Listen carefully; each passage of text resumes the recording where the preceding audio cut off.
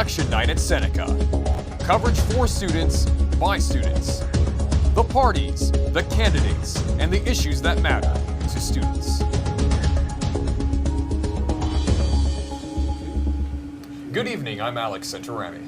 And I'm Crystal Williams. Well, voting day is finally here. The federal election began 11 weeks ago, at the beginning of August, when the Blue Jays were still trailing the Yankees by 6 games. It's been a long 78-day campaign, longer than Kim Kardashian's first marriage. But now it's time for Canadians to decide. Seneca journalism students have been covering the campaign from the very beginning, but from a uniquely student perspective on our Youth Say 2015 website. And now, just before we count the votes, let's take a final look at the issues and concerns of students here at Seneca. Maybe the biggest issue of all, student apathy. In the last election, fewer than 40% of voters under the age of 25 actually cast a ballot. Will it be any different this time around? We begin with this report from Cassandra Aris.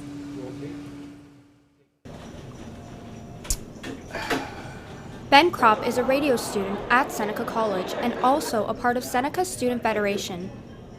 He has been around politics his whole life and believes youth have a lot to benefit from voting. So I think it's extremely important for students to vote based on the campaigns that promise something for student debt relief. To be leaving school with very few job prospects and tens of thousands of dollars worth of student debt is unbelievable. Youth are either uneducated in politics or they just don't care. Seneca professor Paula Todd sheds some light on why. A lot of their issues aren't addressed by politicians, and it's become a vicious cycle. So young people don't vote, politicians don't think they're valuable, and they don't need to be addressed. So their issues aren't addressed, so young people don't vote, and politicians don't care, and then they don't do anything for young people, and so young people don't vote. In the last federal election, only 38.8% of young Canadians voted. According to students at Seneca, they don't think their vote matters. Ben thinks they don't realize how much of a difference their vote can make. I don't think young people realize that they have the ability to change anything. I think if you went around and asked a number of people who they'd like to vote for, they'd probably say Green. And if you asked them who they were actually voting for, they'd say somebody else. So I think if everybody actually did what they thought they should do, then real change would actually come about. But because people aren't doing that, no change happens. So I think people are a little demoralized by that. I think that's why they're not voting. This year, with the parties being so close, anyone can take it. Ben hopes this will pique youth interest and have more young Canadians voting. I'm Cassandra Aris for Say News. So what's behind this apparent indifference to politics? We're joined now by student Ryan Beckford, who's been part of a campus campaign called My Vote, My Voice. Now Ryan, so as part of your project, My Vote, My Voice, you guys have created something called the Aspiration Wall. What can you tell us about that? Well, Alex, the Aspiration Wall is a visual representation of students' aspirations towards their future government. So it encourages their opinions, their concerns, what they basically want their government to look like. So it all started from a class project that was encouraged by our professor David Turnbull, and then he pushed us to make it a reality. Absolutely. That being said, in previous elections, youth were not interested in voting. That interest has peaked at Seneca at York. What is the youth apathy like now? Well, from talking to students on campus last week, we got the feeling that they were aware and they were informed, but they didn't really want to vote. But then the majority of people who actually contributed to the Aspiration Wall were actually engaged and want to make a difference today for today's election. Thank you. All right.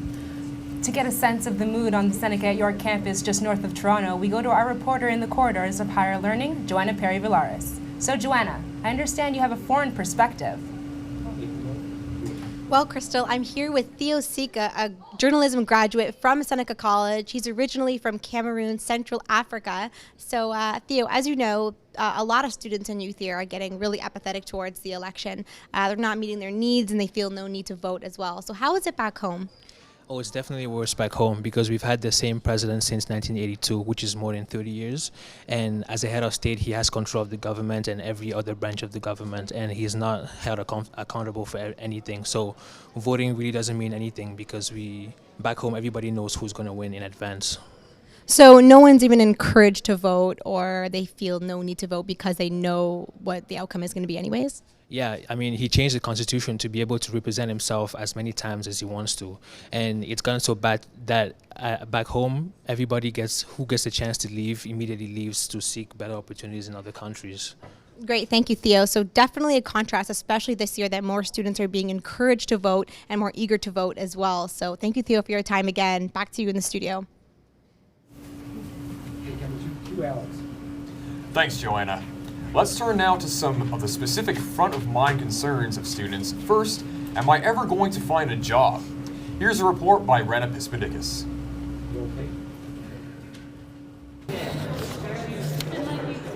Melissa McConnell is just one of many recent grads who's decided to hit the books again because life after graduation was not what she hoped for. I did my 3-year study in behavioral science, and I assumed that when I graduated, my school, George Brown, would help me, get a job, because that was the whole point of me going to college, because I thought that, it was more practical. They give you, the co-op experiences, the internships, and I had 5 of them. 5 months later, and still no job. Now McConnell's working on her psychology degree at York University. I hope that there will be a better chance for me to get a job in the end, because I'll have more education and more experience. Today's youth unemployment rate is 13.1%, up 2% from back in 2006. NDP is promising $200 million in 4 years to create 40,000 new jobs, while Liberals will invest $1.3 billion in 3 years. As for Conservatives, they plan to provide $2.7 billion in tax credits to create more jobs for young Canadians. Diane Wombley is a career counselor at York University who sees many graduate students coming in for advice and support. Can you help me find a job would be the most common question. What am I doing wrong would be another question. I think a lot of students really expect to get hired immediately after graduation, and it doesn't necessarily happen for everybody. Wombley says the most important thing for students is to not be discouraged and use their resources to find specific opportunities that fit their needs. As for Melissa, she will continue with her studies and hopes that with the outcome of this election and furthering her education, there will be something for her in the end. I'm Rena Pispidicus for Say News. Joining us in studio tonight, Karina Chu and Sama Abdi of My Vote, My Voice campaign here at Seneca. So does that student's frustration sound familiar? Yeah, 100%. A lot of the students we spoke to at the aspiration wall expressed the exact same concerns about student debt, student tuition, and the job market once we graduate. Absolutely. Others also mentioned transportation and the fact that that's too expensive. Yes. In addition to their university costs. And so on a general note, what are some students' concerns? Well, a lot are concerned about postgraduate jobs, finding paid internships, using their degrees proactively, and trying to find a way to pay off their debt quickly. Yes. And Sam, I also have another question for you. So going into your post-secondary job and opportunities, what are the biggest concerns for the youth nowadays in terms of that field? A lot of people feel that it's too saturated. There's a lot of very qualified students coming into the job market, and it's going to be very difficult for them to find jobs. Students with high tuition rates and the increasing student debt are afraid they're not going to be employed immediately after, or even a year after. Yes. And now, Karina, I have a question for you. This is regards to affordable housing. So what are the biggest concerns for youth in that regard? Well, the students that did speak out on housing were very passionate about it. A lot of them expressed their concern with the poorly maintained metro housing buildings in Toronto.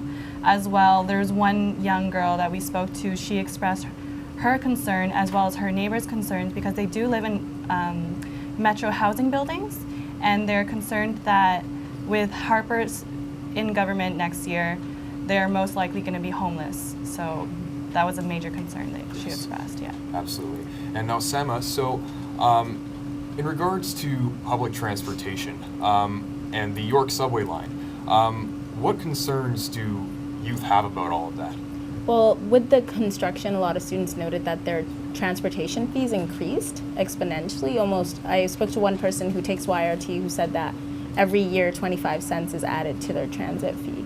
And considering that this is a huge commuter community, those fees affect us. You know, we have to pay for books and we have to pay for transportation on top of that, so it can be really hard for some students. Understood. And even the issue about marijuana, Karina, I was going to ask you about this one. Why are students so concerned about the legalization of marijuana?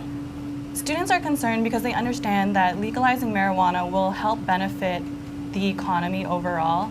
As well, they do realize that it's a great alternative medicine for those who are eligible for medical marijuana.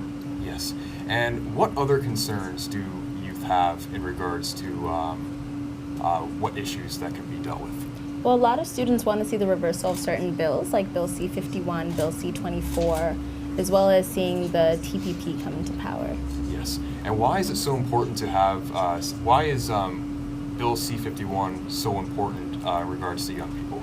Well, students and young people are always on their phone, they're always on technology, and the fact that the government can now monitor that, like, I understand that this can be effective, especially when fighting the war on terror, but we have privacy rights. You know, we shouldn't be afraid of the government lurking, so to speak, in our devices. Absolutely. And what about student tuition? Now, that seems to be a real issue with a lot of students nowadays coming into school, not being able to afford to go to school, having to be on OSAP and lots of debt. How is that become an issue about that? How are students feeling about all that? Students are upset.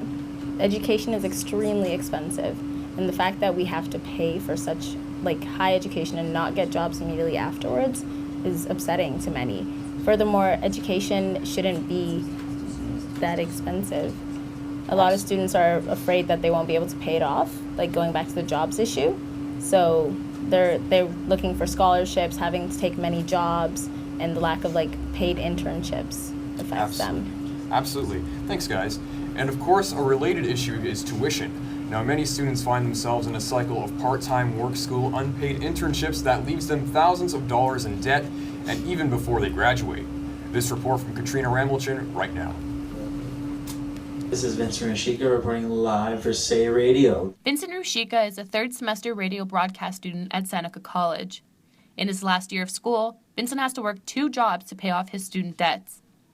As a graduation requirement, we need 100 hours of an internship, and it's difficult to get one because it's unpaid, obviously, and the times that I'm not at school, I'm at my jobs getting money to pay for school. Minimum wage went up to a quarter to $11.25 in Ontario, yet students are still struggling. Professor Dagmar Burndoff, a psychology professor at Seneca College, sees it every day in her classroom. I teach 3 8 a.m. classes. If you're working a job till 2 o'clock in the morning and then you're expected to be at an 8 a.m. class, you're not getting enough sleep. You're tired. I mean, it must affect how well they perform in school. The Conservatives are proposing to help low-income families with tuition by contributing more money into their registered education savings plan. The Liberals and the NDP party are proposing similar plans for students. They want to eliminate student debts by cutting out interest and supplying more grants, while the Green Party has a completely different approach. They want to eliminate student debts above $10,000. It's now the students' time to get out and vote, but the question is, will they? And if they don't, who else will take care of youth issues like student tuition on the government's to fix list? For Say News, I'm Katrina Ramlochin. Let's go back now to reporter Joanna Perry-Villaris in the halls at Seneca. Thank you, Crystal. Well, I'm here again with Isaac and Brandy, both second semester journalism students at Seneca College. So how are you guys both paying for school? Unfortunately, I'm currently paying out of my own pocket. I'm on OSAP right now, but I'm also working towards paying off my tuition.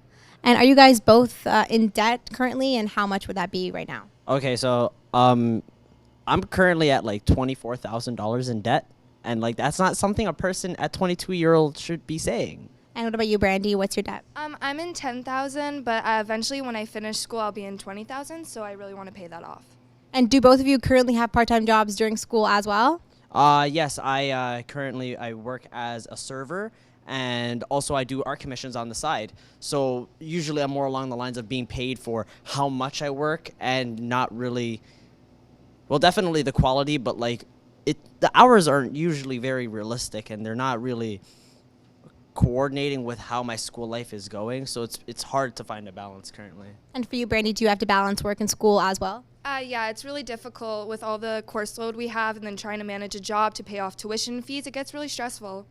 So do you guys feel the candidates are approaching tuition and student debt to your needs at this time, or is it a little more positive or a little more negative? Oh yeah, definitely a lot more positive, because at least this time it's an issue that's being brought up, you know? I mean, like, this is definitely like something that is a reoccurring issue over and over and over again, and it's not something that like people want to deal with. Nobody wants to be hit with right after graduation, being hit with all of these student loans. Like, there are times where I'm not even able to feed myself at night because I don't make enough money, and on top of that, OSAP never really comes in through for me personally because of all of the bureaucratic like paperwork that goes through it. So it's pretty hard to like even try to like balance that out with my own school life at the moment.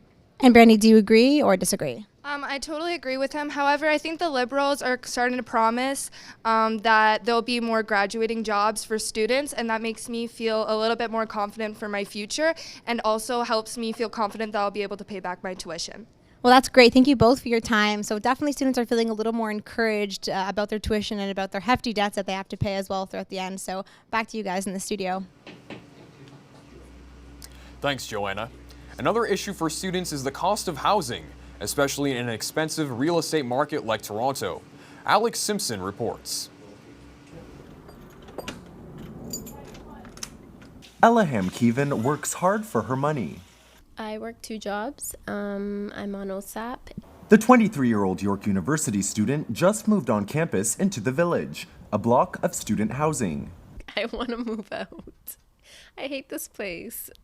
Before starting school, Keevan lived in her own condo. She now shares this space with 8 other roommates. It's not nice. It's dirty. It's just... Ugh, I don't like it. Anton Bondarenko owns a few properties in the Village. He says rent there varies between $500 and $700 a month. Depending, I suppose, on the accommodation that the student is looking for. In some cases, they would think that it's too expensive, and in other cases, they think it's very affordable. But what are the current election candidates promising to do about housing? Liberal leader Justin Trudeau wants to finance the construction of new affordable rental housing for middle to low income Canadians. Stephen Harper and the Conservatives want to create 700,000 new homeowners by 2020 with a low tax balanced budget plan. And as for Thomas Mulcair and the NDP, it's pledging $500 million to work with the Canada Mortgage and Housing Corp to build more affordable homes.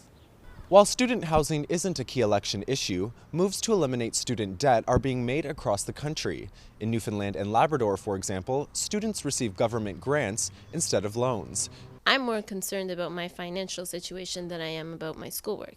And that's just so unfair. If we can change that, lower our tuition fees, that would be amazing. And with the election just 3 weeks away, Keevan says it's going to be a tough call on who to vote for. But for now, she has other things on her mind. She says she wants to move out within the next 30 days. I'm Alex Simpson for Say News. So lots of issues for students to think about, but we come back to the key question. Will young people actually go to the polls in sufficient numbers to force the next government to listen to them? We're joined now by student Chloe Jennings, who's known around here as a political junkie. Chloe, as someone who's politically engaged, do you think students will finally be finding their voice today? I think a lot of students who haven't voted before are more interested in voting. I think that some parties have been better at reaching out to young voters, and I think some young voters are very dissatisfied with what they're seeing. So I think that we will be seeing a higher turnout than in the previous election. Now, Chloe, there have been promises about the York subway station that will be completed 1 year to another year to another year, and now we're waiting until 2017.